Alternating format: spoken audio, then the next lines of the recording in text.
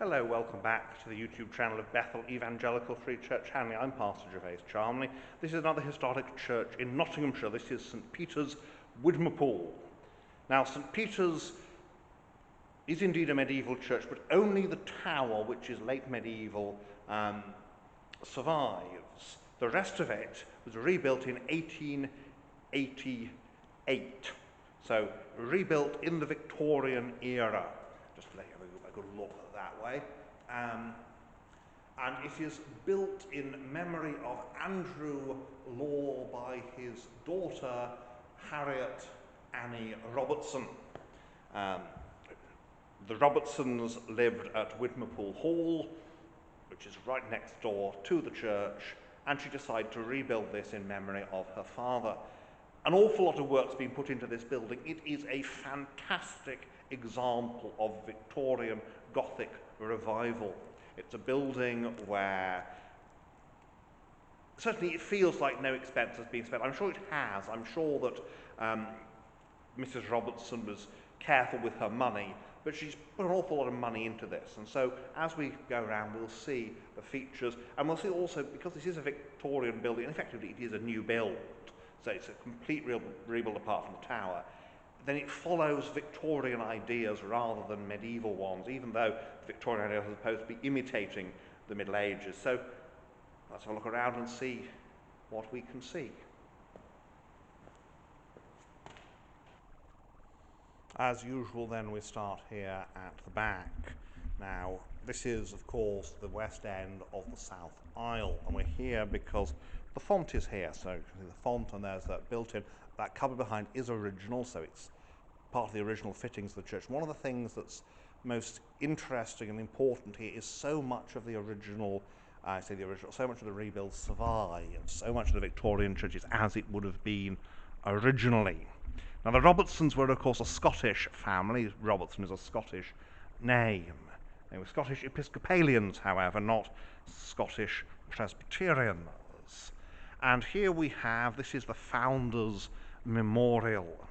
This is Harriet Robertson herself. Now, you can see this, her effigy. She's lying there in a best frilly frock, and it's a beautiful memorial. It's by Giovanni Pasquale Giuseppe Foccardi of Florence, and she died in 1891. She never actually saw the church finished, and you can see we have other family memorials here, but this is the founder.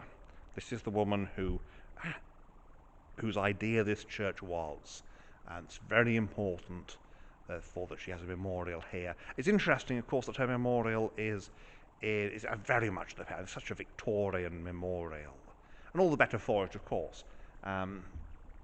So while the church is very much Gothic, it's something of a French feel to it. It's not an imitation of any particular period.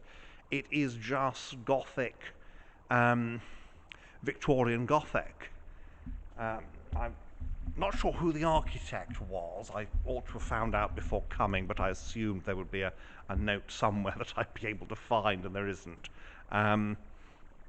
Still, we can see here, you can see that these lamps, these oil lamps, these are original. On their brackets there. And